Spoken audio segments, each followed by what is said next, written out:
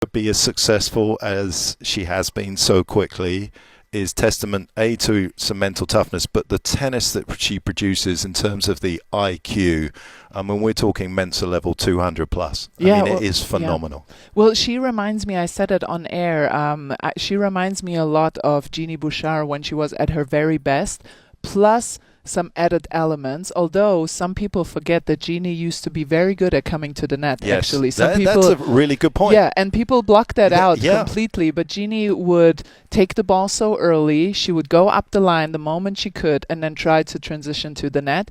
The one thing Alex has a little bit better, she has much better angles and she has the drop shot, right? She loves to play the drop shot. But generally, she's like Jeannie Bouchard 2 point, what are we, 26, 2.6, right? So she is, plus she's a lefty. Yeah. Jeannie had a better serve, but because Alex Eala is a lefty, she really has some leverage there. We talked about the serve could get better, and I still think it can, but she's doing a great job in setting up her +1 shot. So it's amazing. What stood out to you most? We called a couple of her matches. What did you like best about her performances? Is very much like Bouchard in terms of being able to go line off what you think has got to be a cross-court ball. She's very happy to take it line. She rarely misses it. The timing, her ability to stay low to a ball when you hug the baseline, like Alex does, to be able to stay low through the shot, again, I think is an underrated skill.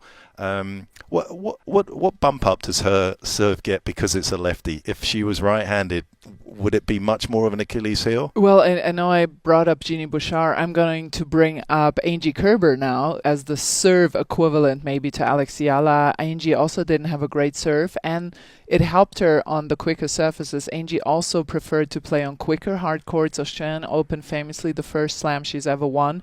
And then grass courts, when the moment she stepped on the grass courts was like she came back home. And I think because the quicker surfaces help serve weaker servers. They get a few more miles per hour. They get a little bit more action. The court was very lively in Washington, D.C. And you could see it. Naomi Osaka, I think she had a couple of break points, if at all. She didn't break Alex Eala at all. She had issues with court positioning on second serve. She tried to stay closer to the line and she backed off. She really didn't know where to stand.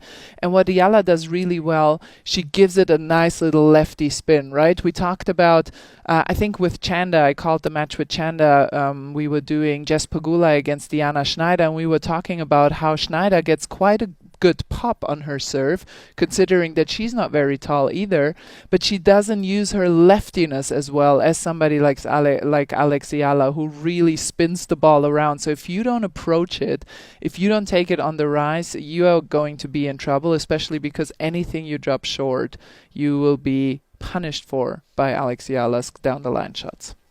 And Andrea, I'm really interested to know your take on what would seemingly be an awful lot of pressure for somebody breaking through to be kind of the lighthouse of Philippine sport. Nice subtle move back there from the sun. I like the way you did that. That was not die like a sand. Just like imagine my face starting to crumble. I'm going to come here. I'm just going to not turn my head to the camera. Yeah. I'm fascinated. I wasn't, good enough to understand what that microscope would have looked like. I wasn't even number one in my own family. I was like when we had a dog, I was number 5. I was behind. But for you're a big star in Germany. Can you transport yourself and sort of imagine what it would be like to be Eala in the Philippines with millions of people watching your every move and how that would be? I really can't, because for us it was a different situation. People in Germany remembered Boris Becker, Steffi Graf, Anke Huber, so we were just never really good enough. And then when Angie and I retired, they were like, oh, they were better than what we have now. So it's that kind of thing. You only know what you like when you miss it. But especially this goes more for Angie than for myself. But so I really can't identify with it. But I really think that obviously you have to see how it develops over the time, and once she starts to play really well on major level. She already did well at Wimbledon, but once she gets to the semis and finals, how it's going to transform there.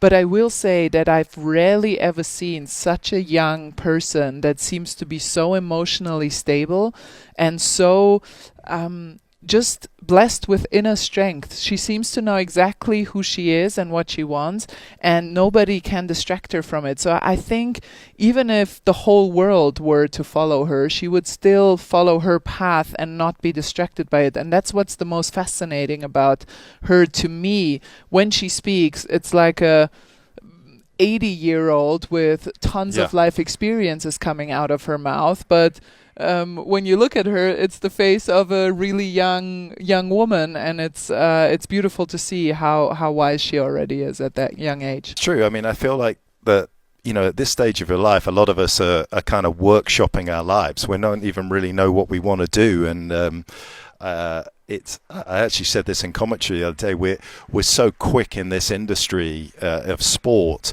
to expect people to be great and successful and continue that sort of path and all of that actually need to take a beat and remember how incredibly unique it is that at 20 something years of age you're able to do the things that somebody like Eala is under the magnifying glass already into the world's top 20. I said this about Enzo Ferrari the other day. He sold his first ever car at age 49. You think that he's been a success for his entire life, but he was basically workshopping his success for 20 years. And you have people like Eala that are coming through that are just doing a phenomenal job so early on that the maturity to not just beat one great player, but then another, and then to beat Pegula, who's won the title before. And Zhang Qinwen, an Olympic gold medalist in the first round. Leila Fernandez, US Open finalist in the second round. She really had an incredibly tough draw. Yeah, it's fascinating to watch her. And, I really think that the fact that she is so... I'm trying to look for another word, but emotionally stable is the right word, I think. She's emotionally stable, and I think she can handle anything. That's how it seems right now. And of course, there will be ups and downs, and she will have times where she plays better and not as great.